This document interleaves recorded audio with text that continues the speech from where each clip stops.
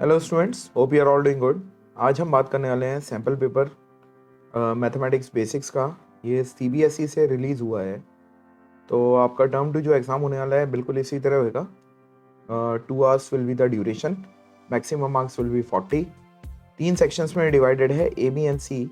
Section A में you have 6 questions, 2 marks each, तो 12 marks आप सेक्शन ए से स्कोर करेंगे। इंटरनल चॉइस प्रोवाइड की है 2 क्वेश्चंस में सेक्शन ए के। सेक्शन बी में यू हैव 4 क्वेश्चंस, 3 मार्क्स के हैं, तो 4 3 आर 12 मार्क्स आप यहाँ से स्कोर करोगे। यहाँ पे भी इंटरनल चॉइस है but only in 1 question. And section C में you have 4 questions, each carrying 4 marks, तो ये हो गया 16 मार्क्स। तो 16 + 12 is 40 marks total. Section C में आपको internal choice has been provided in 1 question. ठीक है, 2 केस स्टडी बेस्ड क्वेश्चन हैं इसमें। ठीक है, स्टार्ट करते हैं। First question, find the roots of the quadratic equation 3x² - 7x - 6। इसमें इंटरनल चॉइस है, हम दोनों करते हैं। पहला वाला सॉल्व करते हैं। 3x² - 7x - 6 = 0। तो इसके रूट्स निकालने हैं। स्प्लिटिंग द मिडिल टर्म से ही फैक्टराइज कर लेते हैं, छोटी सी इक्वेशन है। तो हमको मिडिल टर्म -7x को ऐसे स्प्लिट करना है कि प्रोडक्ट आ जाए 3x² × -6 विच इज -18x²। तो इसको हम ऐसे स्प्लिट कर लेते हैं। 3x² -9x + 2x - 6 = 0। अब देखिए -9x + 2x इन दोनों का सम आएगा -7x।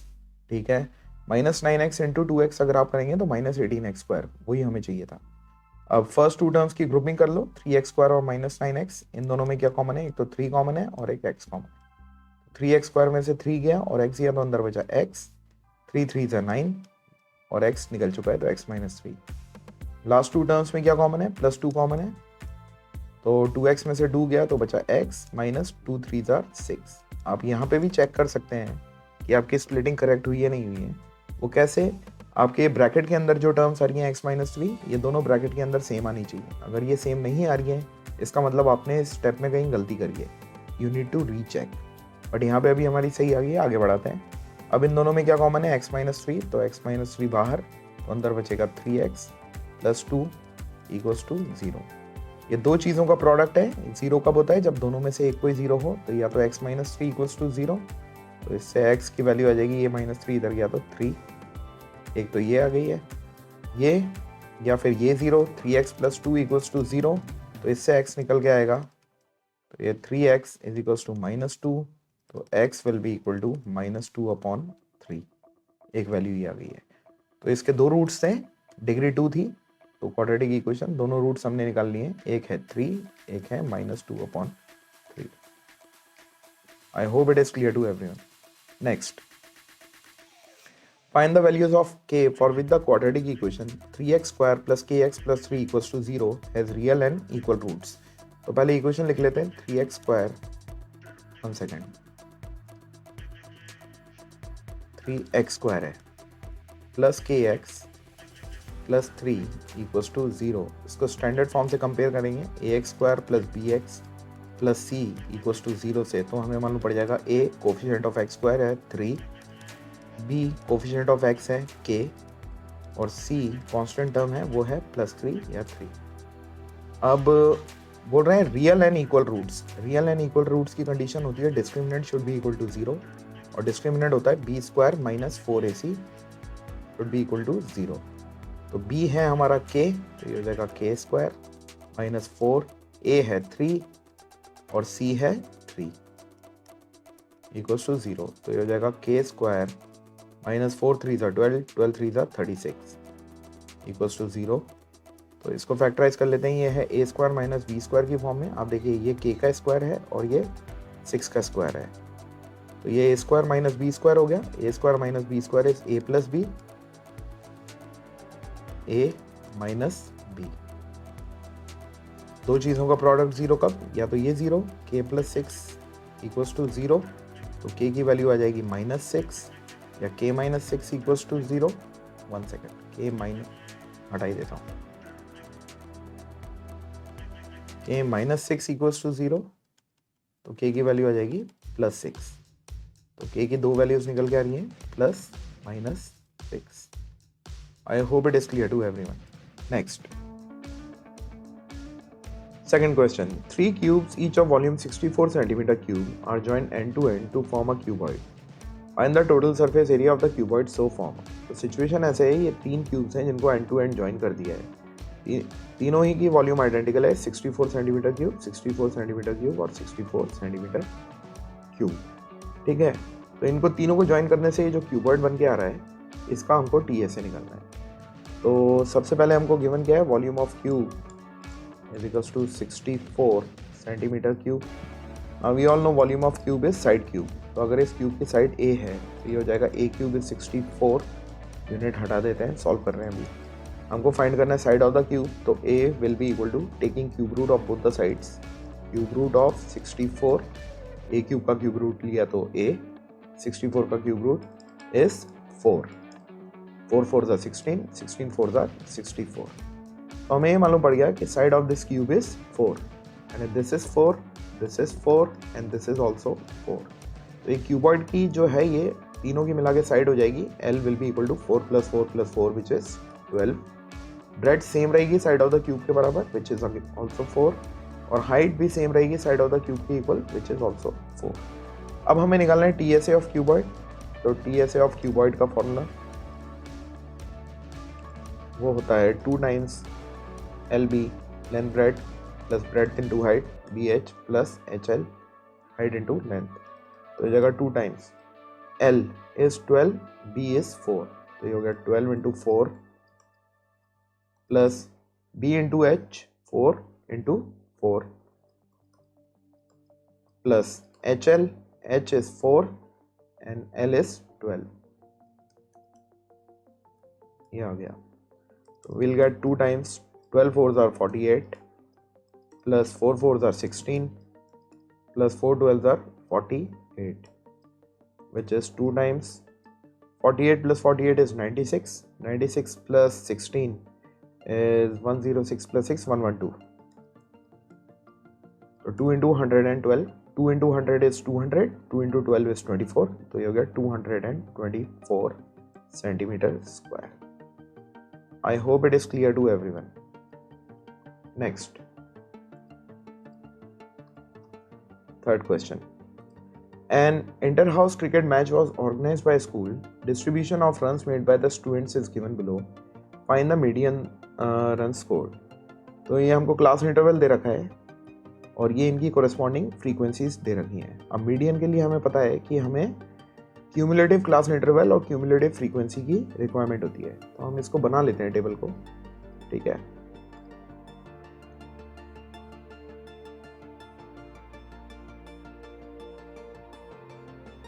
ठीक है, ये आ जाएगा क्लास इंटरवल का टेबल,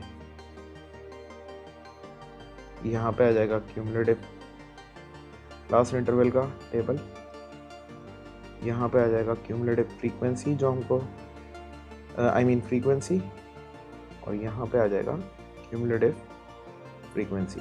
इसके आगे देखते हैं, फिर और ज़रूरत पड़ेगी वो ले लेंगे। ठीक है, ओके, तो ये दे रखे हैं क्लास इंटरवल 0 से 20, 20 से 40, 40 से 60, 60 से 80 और 80 से 100। ठीक है, और क्यूमुलेटिव क्लास इंटरवल हो जाएगा less than 20, less than 40, less than 60, less than 80 और लेस देन 100। फ्रीक्वेंसीज, ये हमारा क्यूमुलेटिव, इसको मैं नोट कर देता हूँ, क्लास इंटरवल है।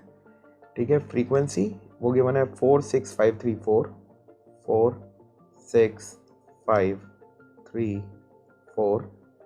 क्यूमुलेटिव फ्रीक्वेंसी हमारी आ जाएगी 4 एज इट इज, फिर नेक्स्ट आ जाएगा 4 + 6 विच इज 10, फिर 10 + 5 which is 15, 15 + 3 which is 18, 18 + 4 which is 22। तो टोटल फ्रीक्वेंसी हमारी आ गई है 22, यानी कि नंबर ऑफ ऑब्जर्वेशंस जो कि n होता है, इसको अभी मैं हटा देता हूँ। नंबर ऑफ ऑब्जर्वेशंस जो कि n होता है वो हमारे पास आ गए हैं, n = 22। ठीक है, हमें ज़रूरत होती है मीडियन में n/2 की, विच इज़ 22/2 विच इज़ 11। तो 11th ऑब्जर्वेशन आप देखिए, फ्रीक्वेंसी क्यूमुलेटिव फ्रीक्वेंसी में 11 कहाँ पे लाई करेगा? 11 10 से तो बड़ा है, 15 से कम है, तो हमारी जो फ्रीक्वेंसी का क्लास आएगा, क्लास इंटरवल, वो आ जाएगा 40 से 60 के बीच में। ठीक है, 10 से बड़ी है तो 11 यहाँ पे लाई करेगी। ठीक है, अब ये हो जाएगा L, lower limit of the class interval जो हमको चाहिए, L इज इक्वल्स टू 40। फिर हमको चाहिए क्यूमुलेटिव फ्रीक्वेंसी जो इससे पहले वाली होती है, ये हो जाएगी हमारी 10। क्लास साइज क्या है हमारा? 0 से 20, 20 से 40 क्लास साइज है। Upper limit minus lower limit which is 20। और फ्रीक्वेंसी जो हमारी हो जाएगी वो हो जाएगी 5। क्लास इंटरवल की जो हमने सिलेक्ट किया उसकी फ्रीक्वेंसी है 5। तो मीडियन का फॉर्मूला होता है, यही सॉल्व कर लेते हैं। Median is equals to L plus n/2 minus CF upon F into H। L हमने निकाला है 40, n/2 हमारा है 11, CF is 10 upon F is 5 into H is class size which is 20। तो हो जाएगा 5 1 5, 5 4 20, तो हो जाएगा 40 प्लस 11 माइनस 10 इज 1 इंटू 4, ये हो जाएगा 40 प्लस 4 विच इज 44। तो ये यहाँ का मीडियन हमारा 44 निकल के आया है। I hope it is clear to everyone. ठीक है, next, find the common difference of the AP। एक AP दे रखी है 4 9 14। If the first term changes to 6 and the common difference remains the same then write the new AP। बहुत ही simple है। एक AP दे रखी है हमें 4 9 14 इस तरीके से। तो इसमें फर्स्ट टर्म क्या है? A या A1 4, सेकेंड टर्म क्या है? A2 जो कि है 9। तो कॉमन डिफरेंस हम इन्हीं दो कॉन्सिक्यूटिव को सब्ट्रैक्ट करके निकाल सकते हैं, सक्सेसिव में से प्रेडिसेसर यानी A2 माइनस A1। तो कॉमन डिफरेंस आ जाएगा 9 माइनस 4 विच इज 5। अब ये बोल रहा है calculate the new, find the new AP if the first term changes to 6। तो अब फर्स्ट टर्म क्या हो गई है? 6, न्यू AP फर्स्ट टर्म हो गई है 6। तो नेक्स्ट टर्म क्या होगी? ये हो गई है A या A1, A1 को हम A भी बोलते हैं। सेकेंड टर्म निकालनी हमें जो कि होती है A2, जिसको हम AN के फॉर्मूला से लिखते हैं A plus D, common difference add होएगा तो A2 हो जाएगा A plus D, D is 5, तो ये हो जाएगा 6 प्लस 5। ठीक है, फिर नेक्स्ट टर्म होती है A3 which is A plus 2D, वो हो जाएगी, यहाँ नीचे लिखना चाहिए था मेरे को, 1 second. A3 which is A plus 2D which is 6 plus 2 times 5 10, इस तरीके से होता जाएगा। फिर A4 which is A plus 3D which is 6 plus 15। तो हमारी न्यू AP बन के आएगी 6 plus 5 11, 6 plus 10 16, मतलब प्लस 5 होता जाएगा।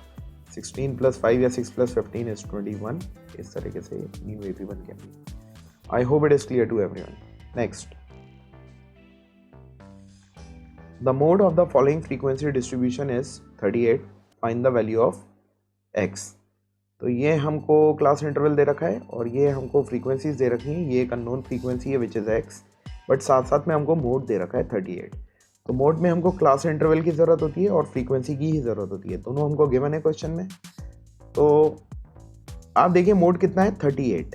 तो 38 जो है कौन से क्लास इंटरवल में लाई करेगा? 38 लाई करेगा 30 से लेके 40 के बीच में। ठीक है, अब हमारा मोड का पहले फॉर्मूला लिख लेते हैं। Mode is equals to L plus F1 minus F0 upon 2F1 minus F0 minus F2 into H। L क्या है? Lower limit of the class interval जहाँ पे मोड लाई कर रहे हैं, तो नोट करते चलते हैं। L हमारा हो गया है 30, F1 is frequency of the model class, ये हो गई है 16, हमारी हो गई है F1। F0 इससे पहले वाली फ्रीक्वेंसी, ये हो गई है 12 F0। F2 नेक्स्ट फ्रीक्वेंसी जो कि हो जाएगी हमारी X, और H इस क्लास साइज जो कितना है 10 का है, upper limit minus lower limit, H is 10। अब बस वैल्यूज डालनी है और सॉल्व करना है। तो L is 30 plus F1 is 16 minus F0 is 12 upon 2F1, 2 into 16 is 32 minus F0 is 12 minus F2 is X into H, class size 10, that's it। और ये मोड कितना दे रखा है हमको 38, ये इक्वेशन बन के आ गई है हमारी।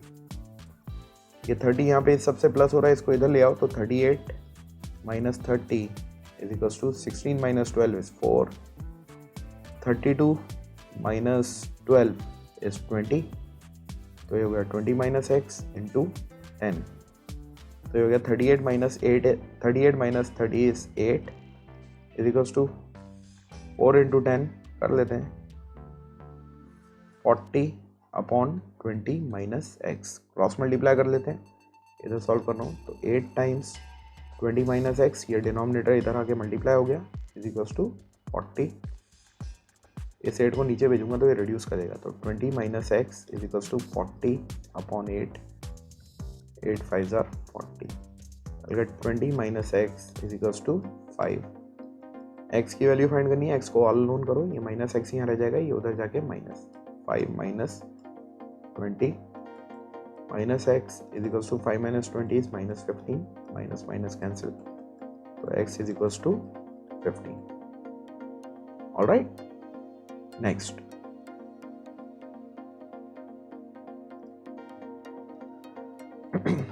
xy and mn are the tangents drawn at the endpoints of the diameter DE of a circle with center O. Prove that xy is parallel to mn। ठीक है, तो ये xy है एक टेंजेंट और एक दूसरी टेंजेंट है mn, और ये दोनों ही डायमीटर के एंड पॉइंट्स पे बनी है, यानी पॉइंट ऑफ कांटेक्ट D और E हैं, और क्योंकि ये डायमीटर है तो ये सेंटर से भी पास होगी। ठीक है, इसको सॉल्व कर लेते हैं। अब आप देखिए OD will be perpendicular to XY, ये हमारा थ्योरम 1 है जो कि क्या बोलता है, radius is perpendicular to tangent at point of contact. इसी तरीके से OE will be perpendicular to MN, same reason है, OE is radius, MN is tangent and E is point of contact, same reason से ये भी हो गया। तो हम कह सकते हैं अगर ये परपेंडिकुलर है तो angle ODX will be equal to 90 degree and similarly angle OEN will also be equal to 90 degree. ठीक है, तो वो नोट करते हैं, therefore angle ODX is equals to 90 degree and angle OEN is also 90 degree. अब आप देखिए angles कौन से हैं, ये इक्वल तो हैं, दोनों 90 है, बट ये ऑल्टरनेट इंटीरियर भी एंगल्स है, और ऑल्टरनेट इंटीरियर एंगल्स इक्वल कब होते हैं, when these two lines are parallel. ठीक है, ये ट्रांसवर्सल है DE, MN और XY will be parallel lines, तभी ये दोनों एंगल्स इक्वल होंगे। तो will right but these are alternate interior angles and one second and are equal, hence XY is parallel to MN। ये प्रूव करना था हमें, that's it। next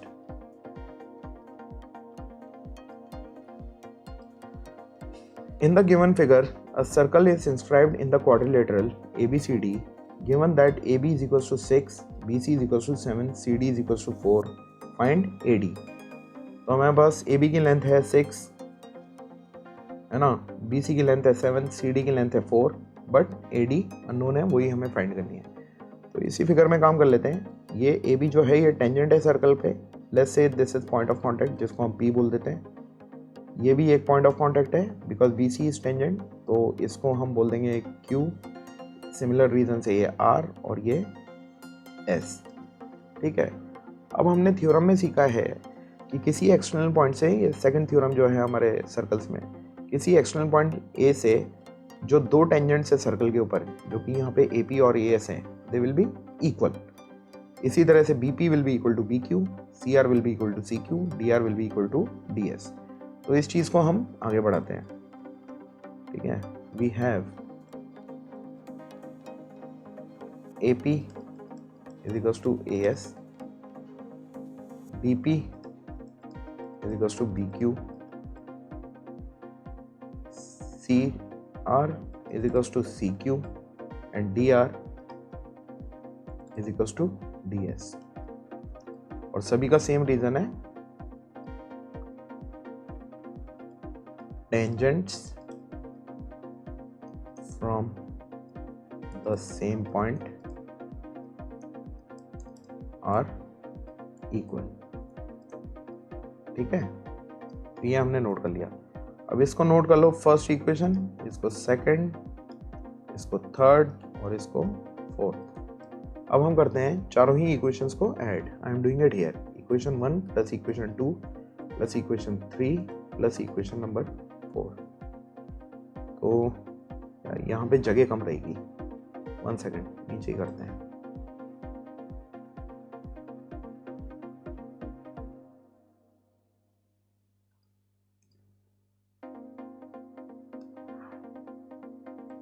ठीक है, यहाँ पे कर लेते हैं। ऑलराइट, तो LHS ऐड हो जाएगा, which is AP plus BP plus CR plus DR।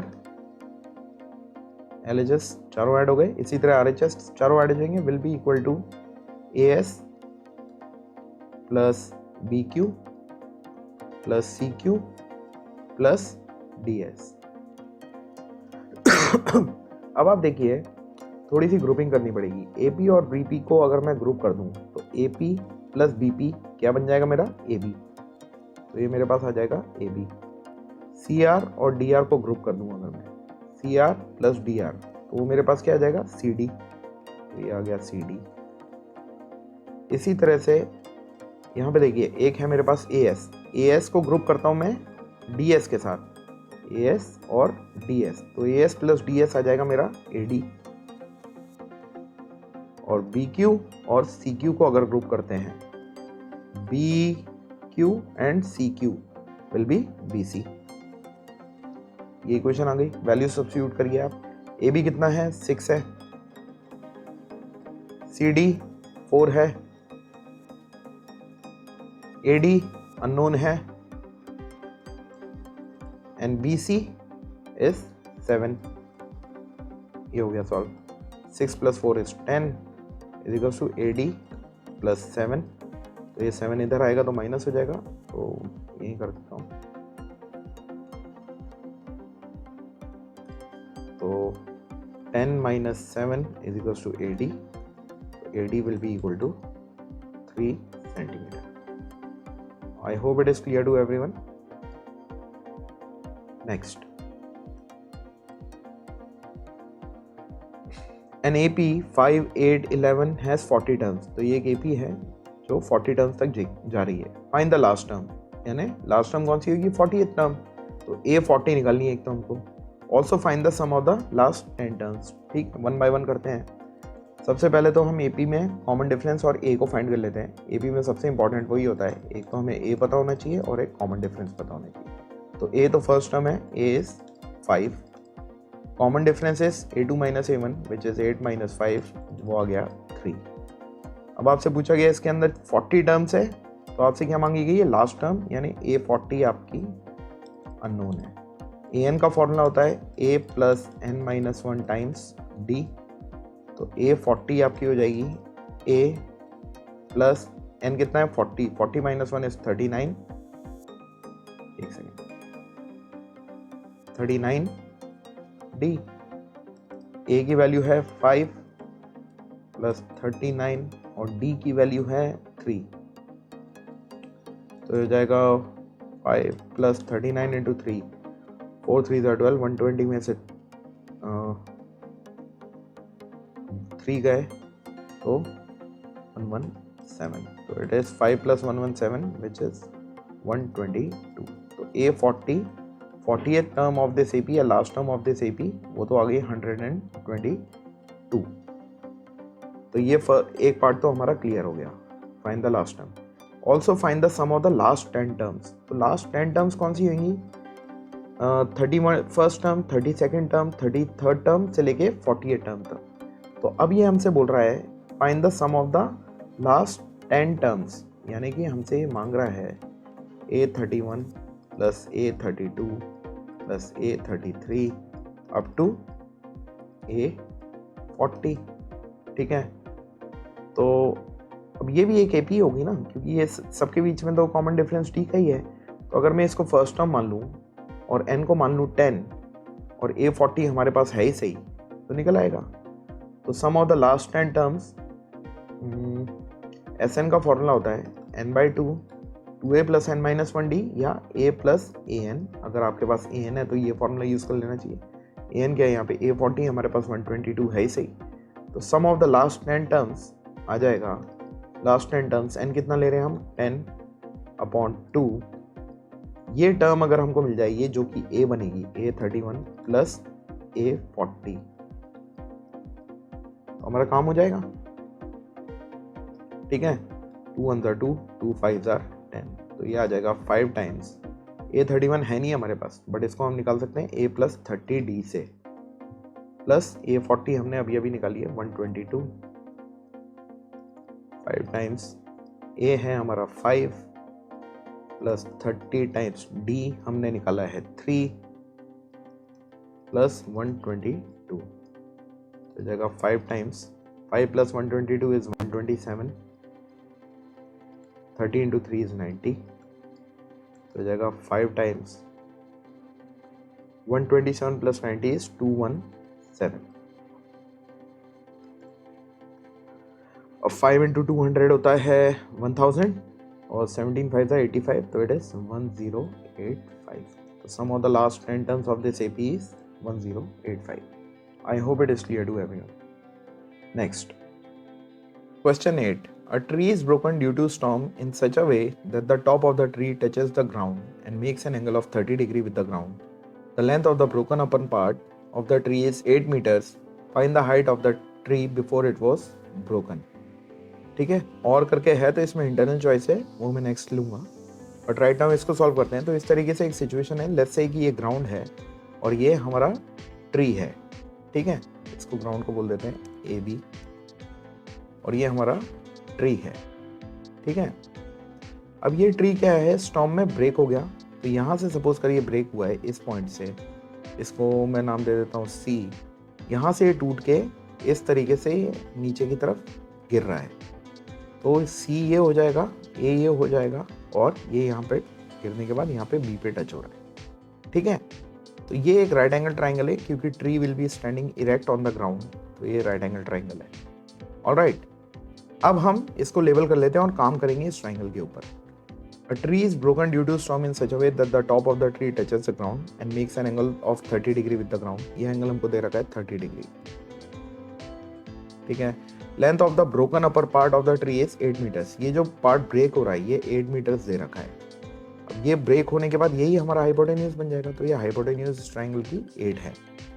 Find the height of the tree before it was broken. तो हाइट ऑफ द ट्री क्या होगी?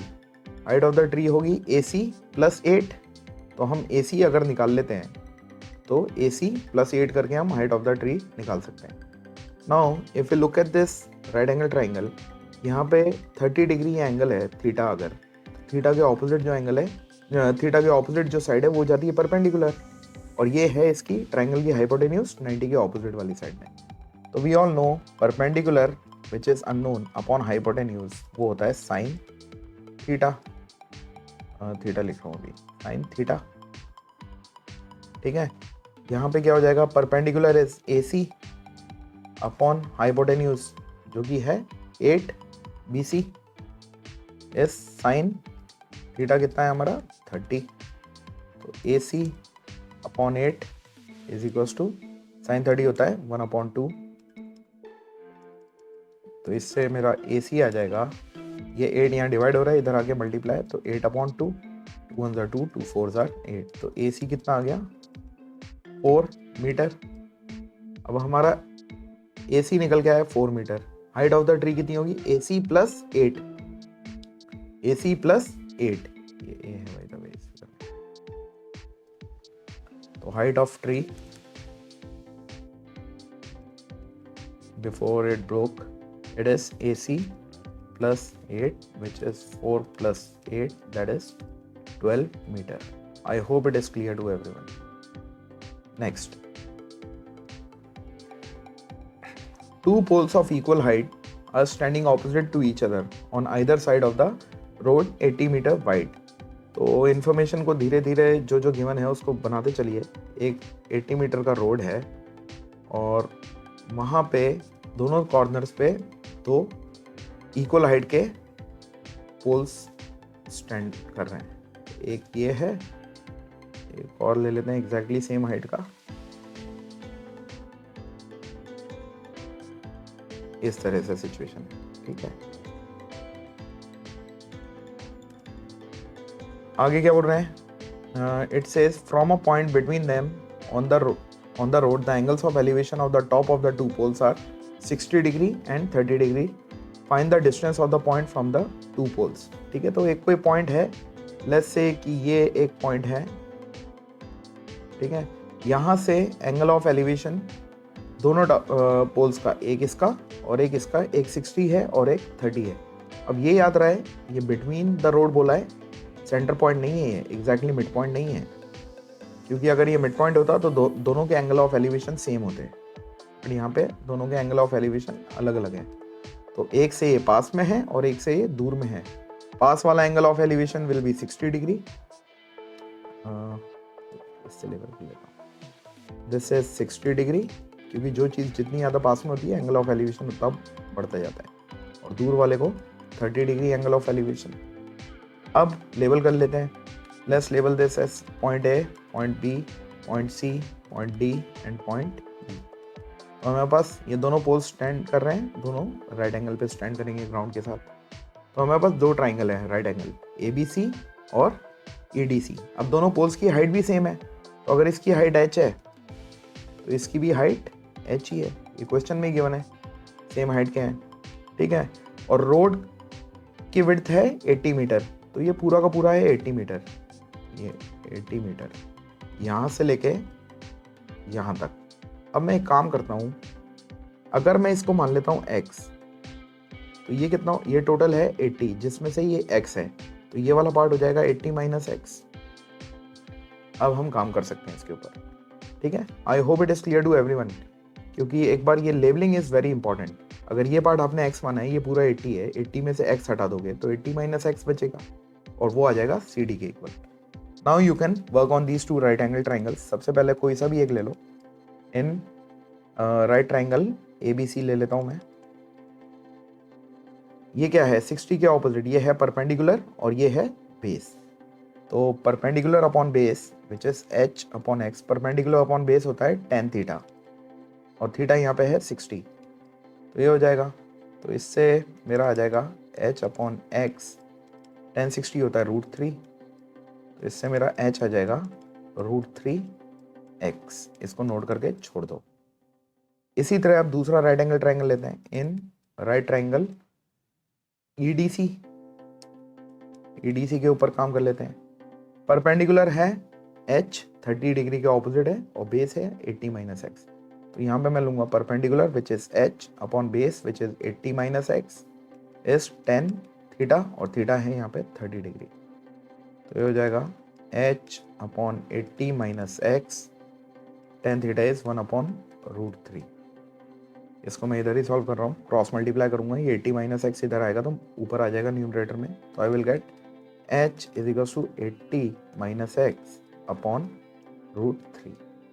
इसको रैशनलाइज नहीं कर रहा हूँ अभी मैं, क्योंकि अभी हमारा फाइनल आंसर नहीं आया है। अब ये वैल्यू है h की, ये भी वैल्यू है h की। देखिए आप, ये भी हाइट है h और ये भी हाइट है h। तो comparing 1 and 2, equation number 1 and 2, हमारे LHS दोनों के HH हैं, तो RHS को इक्वेट कर सकते हैं। √3x is equals to 80 minus x upon √3। Cross multiply करेंगे तो ये √3 इधर आ जाएगा, तो √3 into √3 will be 3x is equals to 80 minus x. X वाला एक तरफ, ये इधर आया तो प्लस होएगा, तो 3x plus x is 4x is equals to 80। तो x will be equal to 80 upon 4। 4 1 4, 4 20 80। तो हमको निकालना क्या था, find the distance of the point from the two poles. एक पोल से, पोल नंबर 1 से इसका डिस्टेंस कितना है x, तो वो हो गया 20 मीटर। एक पोल से हो जाएगा 80 माइनस एक्स, वो हो जाएगा 60 metre. Distance from first pole ऐसे लिख सकते हैं आप, या pole 1 equals to 20 metre. Distance from second pole equals to 80 minus 20, 80 minus x था विच इज 60 मीटर। ठीक है, यहाँ पे हाइट ऑफ द टावर बोला नहीं है फाइंड करने को, बट अगर बोलते तो वो भी हम फाइंड कर देते। √3 इंटू एक्स से 20 √3 आ जाती। Next,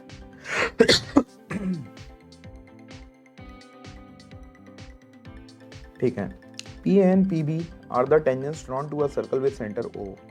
If PA is equals to 6 cm and angle APB is equals to 60 cm, find the length of the chord AB. इसको यही कर लेते हैं, फिगर को यही लेवल कर लेंगे। तो ये PA एक टेंजेंट है, PB भी एक टेंजेंट है। अब हम जानते हैं कि tangents from the same external point are equal, तो अगर ये 6 है तो ये भी 6 सेंटीमीटर की होगी। ठीक है, और ये एक कौन सा ट्राइंगल है, आइसोसेलेस है। ये भी 6 है, ये भी 6 है, तो इक्वल साइड्स के ऑपोजिट एंगल्स, यानी ये वाला एंगल और इसके ऑपोजिट ये वाला एंगल, ये दोनों भी इक्वल होंगे। लेट्स से ये थीटा है तो ये भी थीटा है। ठीक है, आगे हम काम अब करते हैं। ठीक है, we have PA will be equal to PB। सबसे पहले तो आप ये रीजन लिख दो। ठीक है, tangent from an external point are equal, ये हमारा थ्योरम है। ठीक है, तो हम कह सकते हैं angle PAB will be equal to angle PBA, और इसको हमने कितना माना है, थीटा अज्यूम किया है। तो इसका रीजन भी लिख देंगे, angles opposite to equal sides. कुछ बच्चे इसको ये लिख देते हैं base angles of isosceles triangle, वो भी एकदम ठीक है। अब हम लगाएंगे एंगल सम प्रॉपर्टीज ट्रायंगल के अंदर। Now angle A plus angle B plus angle P will be equal to 180 degree. Angle sum property है ये of a triangle. Angle A कितना है हमारा, थीटा माना है हमने, प्लस एंगल B थीटा, और angle B 60 is equal to 180। तो ये हो जाएगा theta plus theta is 2 theta plus 60 is equal to 180। तो इसको यहाँ सॉल्व कर रहा हूँ मैं। 2 theta is equal to 180 minus 120 minus 60, I am sorry, minus 60. So I'll get 2 theta is equals to 120, which will give me theta is equals to 120 upon 2, which is 60. तो अब आप देखिए आपके तीनों एंगल्स कितने कितने आ गए हैं, 60 60 60। अगर तीनों ही एंगल 60 हैं तो हम कह सकते हैं कि ये इक्विलेटरल ट्रायंगल है, और इक्विलेटरल ट्रायंगल में तीनों साइड्स इक्वल होती हैं, तो तीनों साइड 6 6 6 की हो जाएगी। ठीक है, therefore okay, 1 second, therefore triangle PAB is equilateral and AB is equals to 6 centimeter. I hope it is clear to everyone. Next, the sum of the squares of three positive numbers that are consecutive multiples of 5 is 725. Find the 3 numbers. तो अगर ये 5 के table में आ रहे हैं तो 5 के multiples हैं, तो इसका मतलब 5 के टेबल में आ रहे हैं। तो कैसे हो सकते हैं? 5 इंटू 1 5 1 5, 5 इंटू 2 5 2 10, 5 इंटू 3 5 3 15। तो 5 into any number, any natural number, यही होंगे इसके मल्टीपल्स। तो हम नंबर्स को अज्यूम कर लेते हैं। देखिए, let the numbers B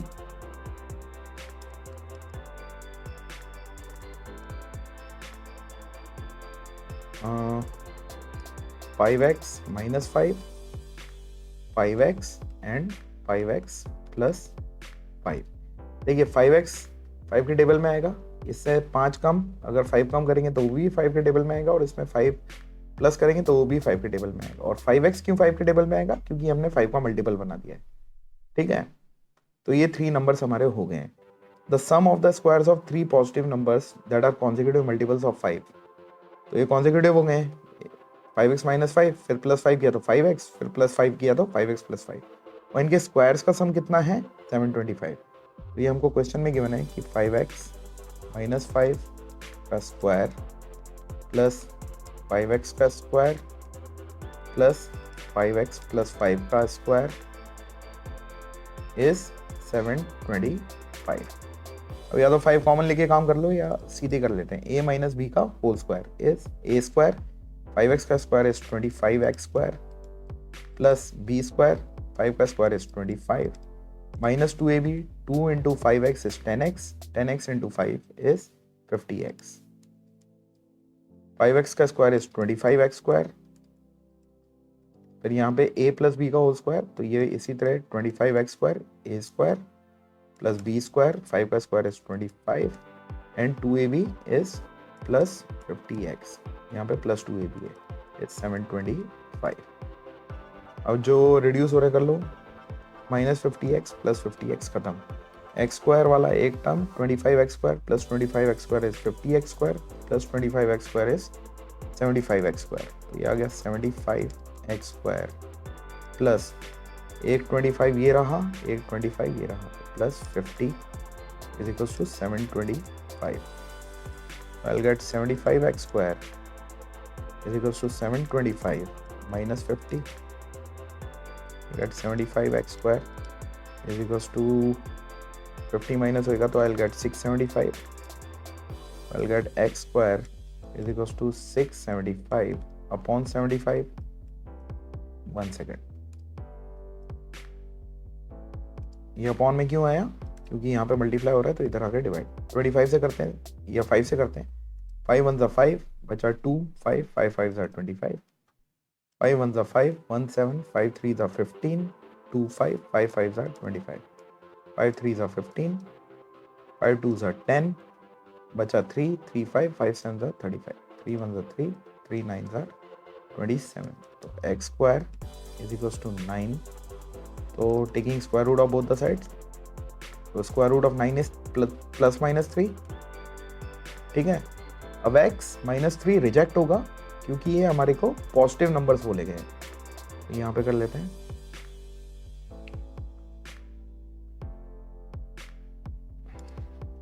x is equals to plus 3 and x is equals to minus 3, वो तो हो गया रिजेक्ट। क्यों हुआ रिजेक्ट ये? क्योंकि हमने नंबर्स माने 5x। देखिए आप 5 इंटू माइनस 3 करेंगे तो आएगा माइनस 15, और आपको नंबर्स कैसे दे रखे हैं? 3 पॉजिटिव नंबर्स, तो x is equal to minus 3 will be rejected. तो फर्स्ट नंबर आ जाएगा आपका 5x माइनस 5, जो कि हो जाएगा 5 इंटू 3 माइनस 5, जो कि हो जाएगा 5 3 15 माइनस 5 विच इज 10। इसी तरह second number which is 5x, वो आ जाएगा 5 into 3 which is 15, and third number 5x plus 5 which is 5 into 3 15 plus 5 which is 20. I hope it is clear to everyone. Next,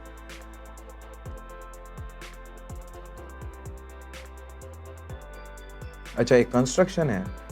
अब ये मैं बहुत फेयर नहीं बता पाऊंगा आप लोगों को क्योंकि मेरे टूल में in this software I don't get compass, but फिर भी मैं आपको एक आइडिया अच्छे से दे देता हूँ। Construct two concentric circles of radius 3 centimetre and 7 centimetre.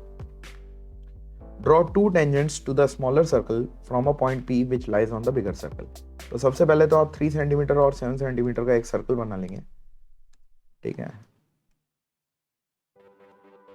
ठीक है, ये मैं आपको रफ ही बता रहा हूँ.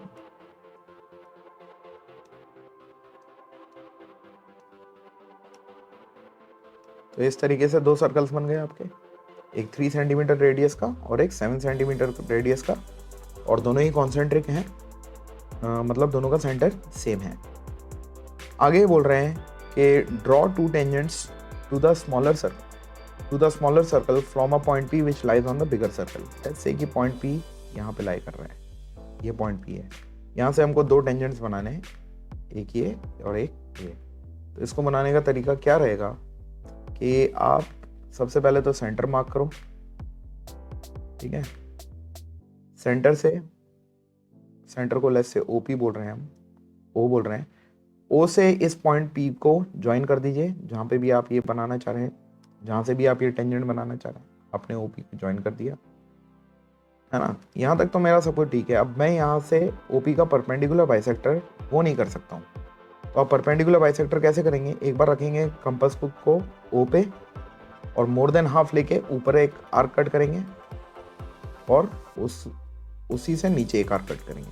Now with the same radius P को सेंटर रख के एक बार ऊपर और एक बार नीचे, और यहाँ को ज्वाइन करते हुए ये जो आपका बन के आएगा, ये जो बन के आएगा ये इसका OP का परपेंडिकुलर बाइसेक्टर होगा. ठीक है, इस पॉइंट को लेट्स से आप कुछ भी नाम दे दीजिए, इसको M नाम दे दिया आपने. अब MP और MO दोनों इक्वल हैं, या तो आप MP को या MO को रेडियस लेके एक सर्कल बना दीजिए. ठीक है, taking M as a centre, वो भी मैं बना देता हूं. तो वो P और O दोनों को टच करेगा.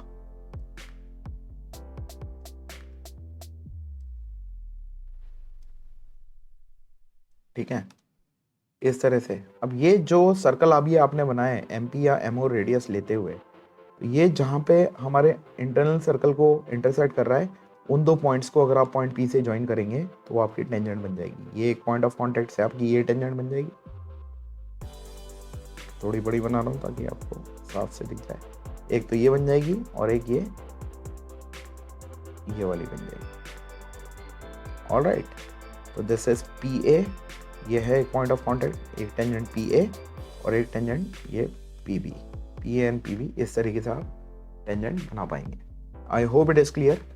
सब कुछ फेयर कर सकता था मैं सिवाय इसके ये परपेंडिकुलर बाइसेक्टर के, इसलिए मैंने डायमेंशंस भी नहीं लिए, थोड़ा सा रफली आपको कंस्ट्रक्ट करके बता दिया है.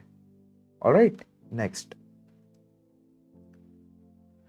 Draw a pair of tangents to a circle. इसमें इंटरनल चॉइस थी बाय द वे कंस्ट्रक्शन में, तो अब ये भी हम करते हैं. Draw a pair of tangents to a circle of radius 6 centimetre which are inclined to each other at an angle of 60 degree and also find the length of the tangent. अब ये एक थोड़ा सा इंटरेस्टिंग क्वेश्चन है. आप देखिए इसको, सबसे पहले इसका आप रफ फिगर जब बनाएंगे तो आपने एक सर्कल बनाया. ठीक है, अभी बस चीज़ें मालूम करने के लिए. अब ये बोल रहा है draw a pair of tangents to a circle of radius 6 centimetre which are inclined to each other at an angle of 60 degree. तो पॉइंट P से जो टेंजेंट बन रही है आपके इस सर्कल के ऊपर, वो कितने डिग्री पे इंक्लाइंड है, 60 डिग्री पे. लेट्स से कि यहाँ से इस पॉइंट से बन रही है टेंजेंट, एक टेंजेंट ये और एक टेंजेंट ये. अब ये आपको कैसे बनानी है, इस तरीके से बनानी है टेंजेंट्स कि ये जो एंगल है ये रहे 60 डिग्री. ठीक है, तो पॉइंट P आपको ऐसा ढूंढना है कि वो 60 डिग्री एंगल पे. तो उसके लिए पॉइंट P को नहीं ढूंढेंगे हम क्या करेंगे, लेट्स से कि इस सर्कल का ये सेंटर है, तो ये सेंटर से इसको पॉइंट ऑफ कांटेक्ट को ज्वाइन किया, ये आ गई रेडियस. इसी तरह सेंटर से पॉइंट ऑफ कांटेक्ट को ज्वाइन किया, ये भी आ गई आपकी रेडियस. और ये इसको सेंटर को बोल दो O. अब आपका काम बड़ा आसान है. आप जानते हैं कि रेडियस और टेंजेंट पॉइंट ऑफ कांटेक्ट पे 90 डिग्री होते हैं, तो ये एंगल है 90 डिग्री, ये भी एंगल है 90 डिग्री. अब आप अगर इस क्वाड्रिलेटरल को, इसको सपोज करो मैं A बोल रहा हूँ, इसको मैं B बोल रहा हूँ और ये P है, तो आपको मालूम पड़ जाएगा ये 90 है, ये 90 है, ये 60 है. तो angle sum property of a quadrilateral लगाएंगे आप, तो 90 plus 90 180, 180 plus 60 is 240, 240 plus what is 360, क्योंकि चारों एंगल्स का सम कितना आना चाहिए 360, तो ये एंगल आपका आ जाएगा 120 डिग्री। अब ये बड़ी काम की चीज थी आपके। अब देखिए मैं फेयर कंस्ट्रक्शन कैसे स्टार्ट करूंगा वो बता देता हूं आपको। सबसे पहले मैंने एक सर्कल बनाया है जिसकी की रेडियस है 6 सेंटीमीटर, ठीक है। फिर मैंने उसकी कोई सी भी एक रेडियस बनाई, कोई सी भी, कहीं पे भी बना लीजिए आप एक रेडियस। लेट्स से कि मैंने सेंटर से ये रेडियस बना लिया है, ठीक है। ये OB हो गई है according to my given figure. अब OB के ऊपर OA का कितना डिग्री का एंगल इंक्लाइंड है 120 का। तो मैं यहाँ पे वो जैसे कंपास से करते हैं, अगेन मेरे पास कंपास नहीं है इस वजह से मैं फेयर नहीं कर पाऊंगा। आप एक रेडियस लेके इस तरह से ये 60 और ये 120 का एंगल कंस्ट्रक्ट कर लीजिए और इसको सेकंड रेडियस बना दीजिए, ठीक है। तो ये आपकी आ गया पॉइंट A। अब आपको पॉइंट P लोकेट करना है। आप देख रहे हैं कि OA पे P कितना है 90 डिग्री, तो OA के ऊपर अब आप 90 डिग्री का एंगल कंस्ट्रक्ट कर लीजिए। ये 60, ये 120 और इन दोनों का बाइसेक्शन इस तरह से आ जाएगा 90। सिमिलरली B पे भी आप 90 डिग्री का कंस्ट्रक्शन कर लीजिए। ये 60, ये 120 और इन दोनों का बाइसेक्शन। तो ये आपका, एक सेकेंड, ये जब आपने 90 कंस्ट्रक्ट किया ये यहाँ कहीं जाएगा, ठीक है। और यहाँ से जब आप 90 कंस्ट्रक्ट करेंगे तो ये यहाँ कहीं जाएगा और ये जहाँ पे भी इंटरसेक्ट हो रहे हैं ये पॉइंट आपका P निकल के आ जाएगा। और आप चेक करेंगे जब इसको प्रोडक्टर से चेक करेंगे ये एंगल 60 ही निकल के आएगा, क्योंकि आपका ये 120 है, ये 90 है, तो ये 60 ही निकल जाएगा। तो इस तरीके से आप ये कंस्ट्रक्शन पूरी करेंगे। Alright, next question 12। The following age wise chart of 300 passengers flying from Delhi to Pune is prepared by airline staff. Age दे रखी है लेस देन 10 ईयर्स 14 है, लेस देन 20 ईयर्स 44 हैं, लेस देन 30 ईयर्स 82 हैं। इस तरीके से डेटा दे रखा है। Find the mean age of the passengers. Now ये जो क्लास इंटरवल है ये क्यूमुलेटिव है और मीन के लिए हमें क्यूमुलेटिव की ज़रूरत नहीं होती है, तो पहले इसको चेंज करना पड़ेगा। तो चलिए इसको स्टार्ट करते हैं, टेबल बना लेते हैं हम हमारा, ठीक है। 1 सेकेंड। सबसे पहले तो ये हमें जो गिवन है क्लास इंटरवल, फिर जो इसमें हम इसे ये चेंज करेंगे वो वाला क्लास इंटरवल, ठीक है। थोड़ा सा दूर ले लेते हैं। देन हमको क्यूमुलेटिव फ्रीक्वेंसी दे रखी है वो, फिर हम जो फ्रीक्वेंसी निकालेंगे वो उसके आगे देखते हैं कि हम डायरेक्ट मेथड यूज़ करेंगे एज्यूम मीन, विल सी, देखते हैं वैल्यूज़ कैसी हैं। तो ये दे रखी हैं लेस देन 10, तो less than 10 this is cumulative वाला क्लास इंटरवल कह देता हूँ इसको मैं। तो लेस देन 10, फिर है less than 20, less than 30, up to कहाँ तक है less than 80, less than 40, less than 50, less than 60, less than 70 and less than 80। फिर इसकी क्यूमुलेटिव फ्रीक्वेंसी दे रखी है हमें क्वेश्चन में, वो है 14, 44, 82, 134, 184, 245, 287 और 300, ठीक है। फिर हम पहले तो जो क्लास इंटरवल यूज़ करेंगे वो यूज़ करेंगे 0 से लेकर 10, 10 से लेकर 20, 20 से लेकर 30, 30 से लेकर 40, 40 से 50, 50 से 60, 60 से 70 एंड 70 टू 80। नाउ ये जो लेस देन 10 है ये क्या है, 10 से लेस देन है यानी 14 है, तो ये तो एक्चुअल फ्रीक्वेंसी हमारी 14 आ जाएगी।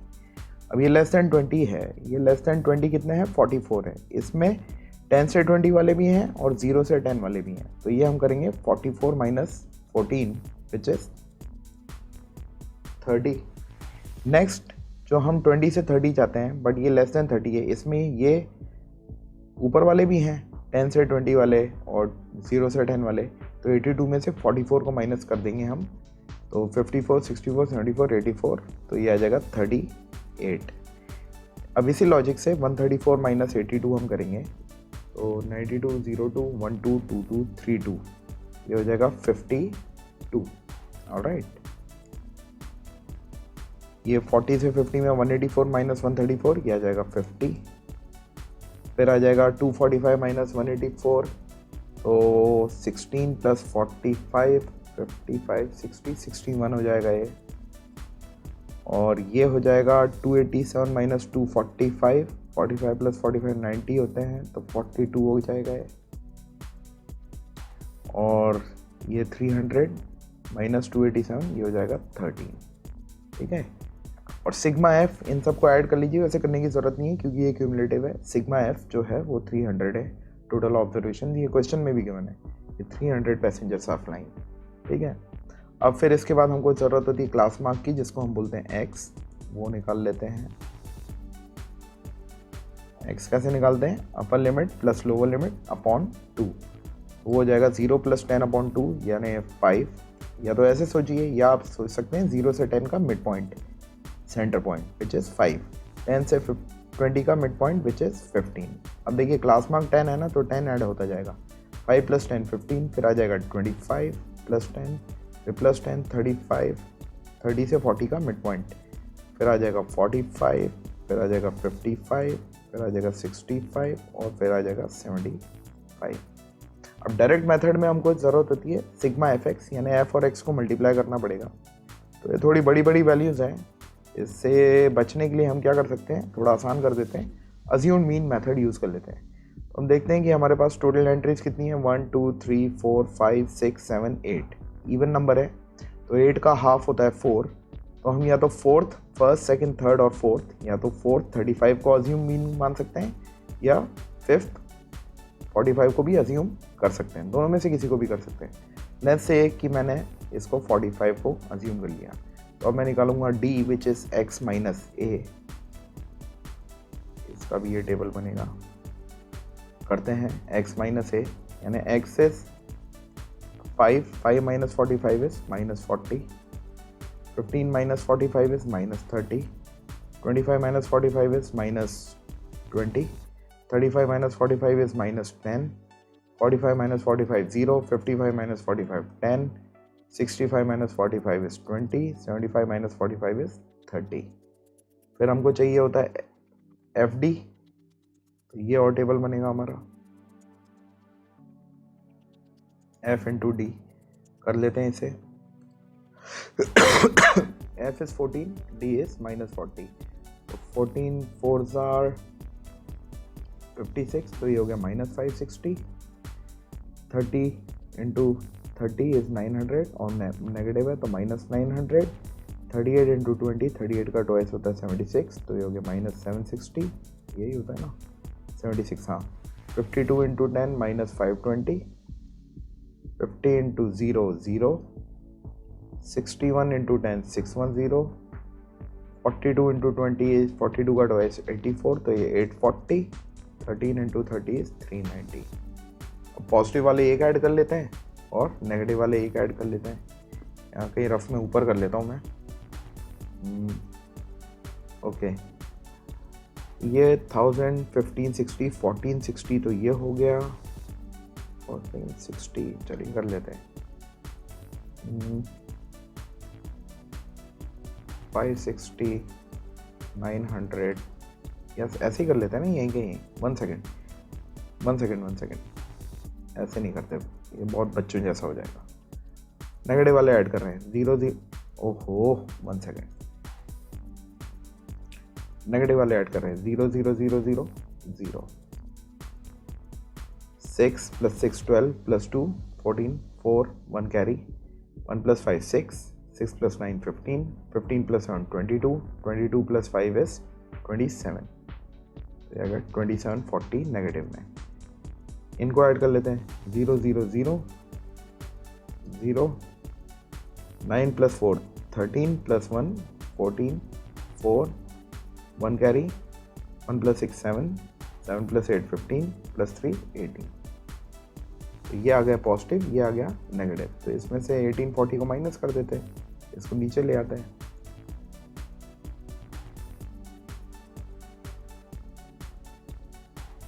ओके, इसको सब्ट्रैक्ट कर लेते हैं। तो ये कितना आ जाएगा 0 4 - 4 0 7 17 - 8 इज 9 0। तो ये आ गया -900। ठीक है, तो हमारा सिग्मा FD आ गया है -900। इसको नोट करके रख देते हैं। ये हमारा पूरा सिग्मा FD इज -900। ठीक है, now you apply your formula. मैं यहाँ पे कर रहा हूँ। अज्यूम मीन में mean will be equal to A + sigma FD upon sigma F। Assume mean आपने माना है 45, तो it is 45 + sigma FD is -900 upon sigma F is 300।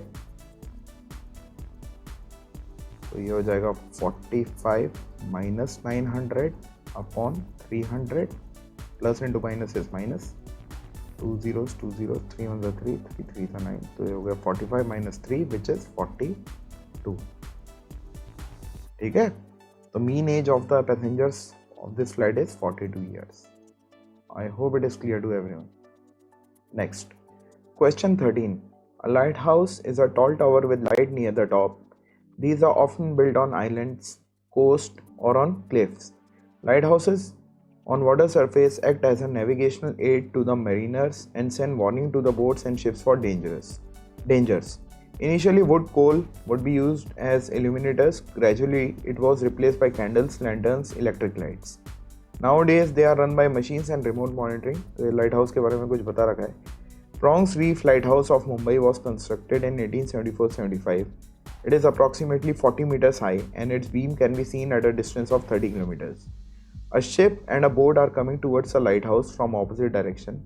तो ये Prongs Reef Lighthouse दे रखा है, इसकी हाइट दे रखी है हमें 40 मीटर्स। तो वो लेवल करते चलते हैं जो जो इन्फॉर्मेशन है हमारे पास। दिस इज़ 40 मीटर्स फ्रॉम, ये पॉइंट ए दे रखा है फिगर में, this is B, this is D and this is C, और ये ए बी की लेंथ है 40 मीटर्स। ठीक है, now this is a light house. तो ये एकदम 90 डिग्री पे इरेक्टेड है। ये दो राइट एंगल ट्राइंगल्स हैं। आगे बात करते हैं। A ship and a boat are coming towards the light house from opposite direction. तो एक तरफ से बोट आ रही है और एक तरफ से शिप आ रही है, ऑपोजिट डायरेक्शन, दोनों अलग अलग तरफ से। Angles of depression of flashlight from the lighthouse to the boat and the ship are 30 degree and 60 degree respectively. तो ये यहाँ से एंगल्स ऑफ डिप्रेशन जो लाइट की बीम है उसके यहाँ पे है 30 degree, this one is 60 degree. ठीक है, तो ये हमने हॉरिजॉन्टल के पैरेलल बनाया, तो एंगल ऑफ डिप्रेशन इसके इक्वल होगा क्योंकि ये इसका ऑल्टरनेट इंटीरियर एंगल है। ये भी 30 और इसी तरह से ये 60, तो ये भी 60 ऑल्टरनेट इंटीरियर एंगल्स। अब आप देखिए आपके पास दो राइट एंगल ट्राइंगल हैं, एक है ABC और एक है ABD।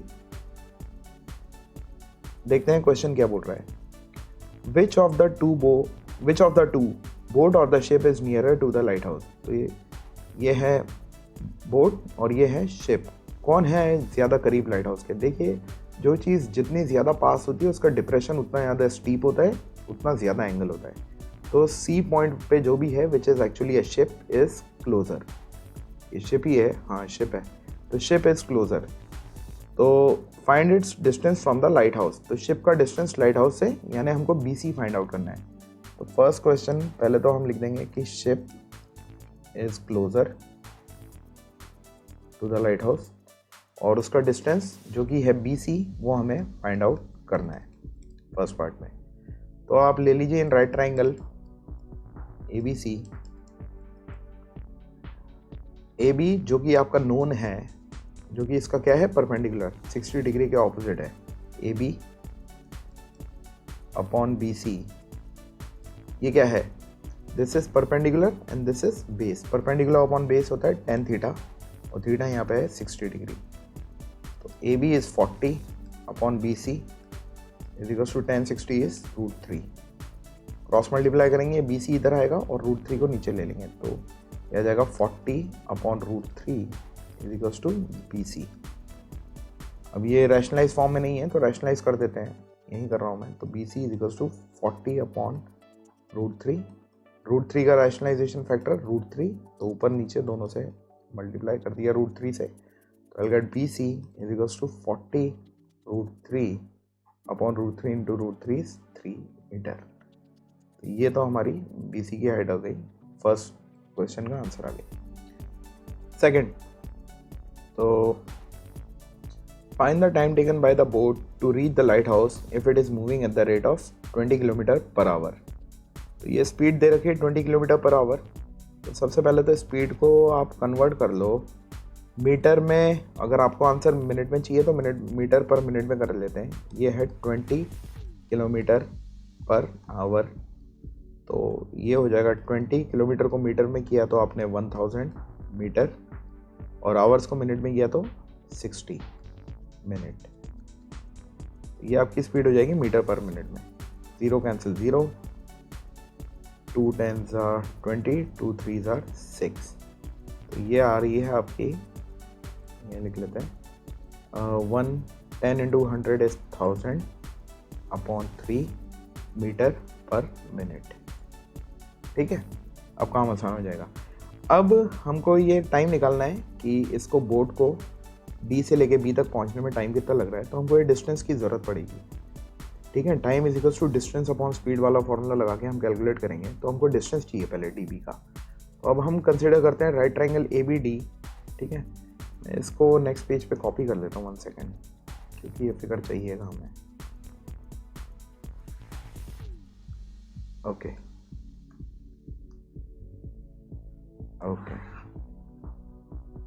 हाँ, तो अब बोर्ड की बात हो रही है जो कि D से लेके B तक की थी। तो हम ले रहे हैं in right triangle ABD। AB जो कि नोन हाइट है हमारी 40 अपॉन बेस जो कि हमारा अननोन है BD इज 10 30, क्योंकि देखिए AB is perpendicular and BD is base. Perpendicular upon base is 10 theta और थीटा 30 है। तो AB is 40 upon BD, 10 30 is 1/√3। तो ये हो जाएगा हमारा, क्रॉस मल्टीप्लाई किया तो ये हो जाएगा 40√3 इज इक्वल्स टू BD, या BD is equals to 40√3 metre. ठीक है, अब हमको निकालना था टाइम कितना लग रहा है D से B आने में। तो time is equals to distance upon speed. Distance है 40√3 और स्पीड हमने कैलकुलेट कितनी करी थी 1000/3। तो ये है 1000/3। ये 0 कैंसिल 0, तो ये जाएगा 4√3, ये 3 ऊपर चल जाएगा, विच इज 12√3/100। ठीक है, 12√3।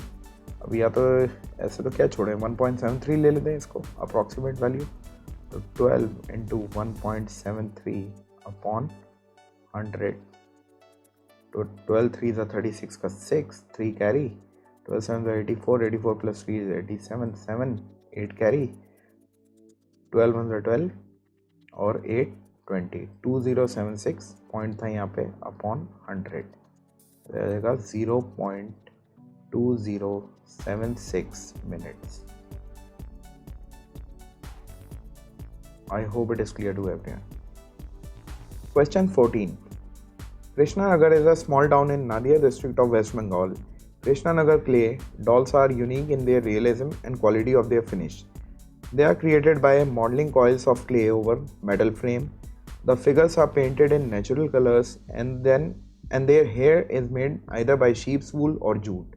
Artisans make models starting from fruits, animals, god, goddess, farmer, fisherman, weavers to Donald Duck and present comic characters. These creations are displayed in different national and international museums.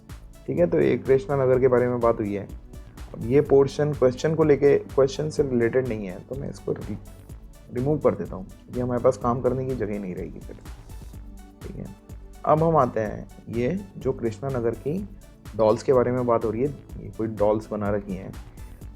यहाँ पे दे रखा है the ratio of diameters of red spherical apples in doll 1 to that of red spherical oranges in doll 2 is 2:3। यहाँ पे doll 1 के पास ये spherical apples हैं और इसके पास स्फेरिकल ऑरेंजेस हैं और इनके डायमीटर्स का रेशियो दे रखा है, तो नोट कर लेते हैं। ठीक है, डायमीटर ऑफ एप्पल्स को डी ऑफ ए बोल देता हूँ मैं, उनका रेशियो डायमीटर ऑफ ऑरेंजेस के साथ दे रखा है 2:3। ठीक है, आगे बोल रहे हैं in doll 3 male doll of blue colour has a cylindrical body and a spherical head. Doll 3 में ये जो मेल डॉल है इसकी बॉडी तो सिलिंड्रिकल है और हेड स्फेरिकल है। ठीक है, the spherical head touches the cylindrical body, the radius of both the spherical head and the cylindrical body is 3 centimetre. यानी इसकी रेडियस सिलेंडर की और इसकी स्फीयर की रेडियस सेम दे रखी है, ये भी नोट कर लेते हैं यहाँ पे। Let me use another colour pen. Doll 3 की बात हो रही है, यहाँ पे दे रखा है डॉल 3, मैं इसको ऐसे लिख लेता हूँ, radius of cylinder is equal to radius of sphere और वो दे रखी है 3 सेंटीमीटर। नोट करते हुए चलते हैं वरना इतना बार बार पढ़ना पड़ेगा। And the height of the cylindrical body is 8, height of cylinder दे रखी है 8 सेंटीमीटर। ठीक है, based on the above information answer the following questions.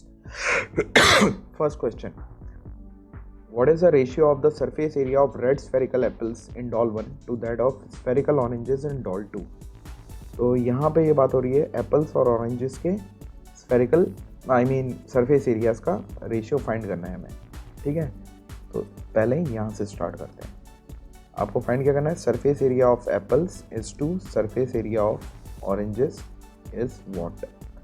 तो यहाँ पे जो गिवन है वो हमको दे रखा है डायमीटर का रेशियो 2:3 है, बट हमको डायमीटर में इंटरेस्ट नहीं होता, हमको हमारे फॉर्मूले में रेडियस की ज़रूरत होती है। तो हम डायमीटर और रेडियस का भी रिलेशन जानते हैं, डायमीटर इज 2 टाइम्स रेडियस। तो इसको मैं कह सकता हूँ डायमीटर ऑफ एप्पल्स की जगह मैं लिख सकता हूँ 2 times radius of apples is 2। Diameter of oranges की जगह 2 टाइम्स रेडियस ऑफ ऑरेंजेस, ये है मेरे पास 2:3। इसको फ्रैक्शन बना लेते हैं, तो 2 times radius of apple upon 2 times radius of oranges is equals to 2/3। ये 2 और ये 2 कैंसिल हो जाएंगे, तो हमारे पास यही रिलेशन आया, radius of apple upon radius of oranges is equals to 2/3। इसको नोट करके रख लो आप। आपको जो फाइंड करना है surface area of Apple, surface area of oranges का रेशियो, यहाँ पे भी आप फ्रैक्शन में चलिए, surface area of apple upon surface area of oranges. Surface area Apple और ऑरेंजेस, एप्पल और ऑरेंज स्फेरिकल है शेप में, तो स्फीयर का सरफेस एरिया का फॉर्मूला लगा देंगे विच इज़ 4 पाई रेडियस, यहाँ पे एप्पल्स की बात हो रही है तो रेडियस ऑफ एप्पल का स्क्वायर डिवाइडेड बाय ऑरेंजेस, वो भी स्फीयर है, 4 पाई रेडियस ऑफ ऑरेंज का स्क्वायर। 4 पाई को कैंसिल कर देगा, तो ये कितना आ जाएगा, radius of apple upon radius of orange, radius of apple का square upon radius of orange का स्क्वायर। इसको हम कह सकते हैं radius of apple upon radius of orange का होल स्क्वायर। ठीक है, कॉमन पावर है, और radius of apple upon radius of oranges कितना दे रखा है हमको, 2:3 फ्रॉम इक्वेशन 1। इसकी जगह हम लग देंगे 2/3 का स्क्वायर, जो कि आ जाएगा 4/2 का स्क्वायर 4, 3 का स्क्वायर 9। तो ये रेशियो आ गया हमारा 4/9 या 4:9। ठीक है, ये तो हो गया first question. Second question, the blue doll of doll 3 is melted and its clay is used to make the cylindrical drum of doll 4। ठीक है, if the radius of the drum is 3 centimetre, find the height of the drum.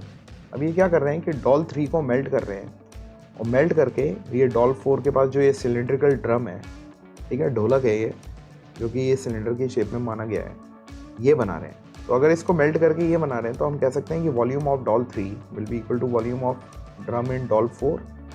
ठीक है, तो लिख लेते हैं इसको, next page पे करते हैं। तो volume of doll 3 will be equal to volume of drum of doll 4।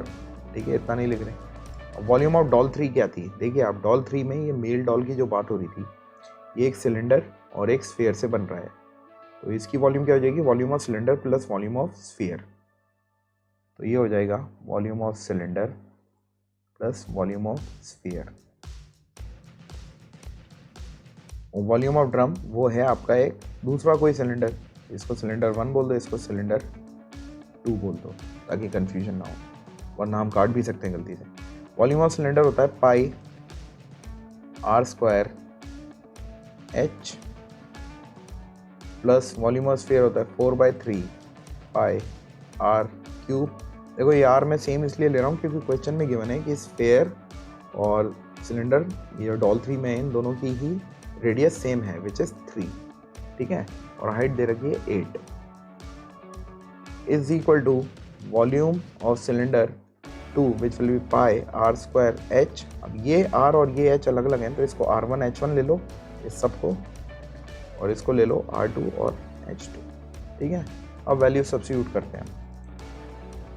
पहले तो जो कॉमन है पाई R1 स्क्वायर कॉमन है, तो पाई R1 स्क्वायर कॉमन ले लिया, तो हमारे पास अंदर बचेगा H1 plus pi R1 square H1 में से पाई R1 स्क्वायर बाहर आ गया तो H1, और इधर से पाई गया R1 क्यूब में से R1 स्क्वायर गया तो R1 बचेगा, 4R1/3 will be equal to pi R2 square H2। ये पाई उधर जाएगा तो अपॉन में जाएगा, पाई पाई को कैंसिल कर देगा। अब वैल्यूज डालते हैं। R1 क्या है हमारी, ये जो मानी थी हमने, ठीक है, 3, और हाइट है इसकी 8, तो ये वैल्यूज डाल देते हैं। तो R1 हो गया 3, ये हो गया 3 square, H1 is 8 plus 4 times R1 is 3 upon 3 equals to R2 और H2 का देखते हैं क्या है। If the radius of the drum is also 3 centimetre, ठीक है, इसकी भी रेडियस 3 ही है, ठीक है, तो ये हो गया 3 स्क्वायर इंटू H2 निकाल लिया हमको, ये अननोन है, तो ये जो रिड्यूस हो रहे हैं ये 3 1 3 3 1 3, तो ये हो जाएगा 3 स्क्वायर इज 9 इंटू 8 प्लस ये हो गया 4 into 1 is 4 is equals to 3 square is 9 into H2। अब ये 9 अपॉन में आएगा तो ये इसको कर देगा खत्म। देख लेते हैं, 9 इंटू ये कितना है, 8 plus 4 is 12 upon 9 is equals to H2। ये H स्क्वायर लिख दिया मैंने गलती से, ये H2 बोल रहा हूँ, H2। ये 9 यहाँ से हटाया तो यहाँ आगे डिवाइड हो गया, 9 1 9 9 1 9, तो H2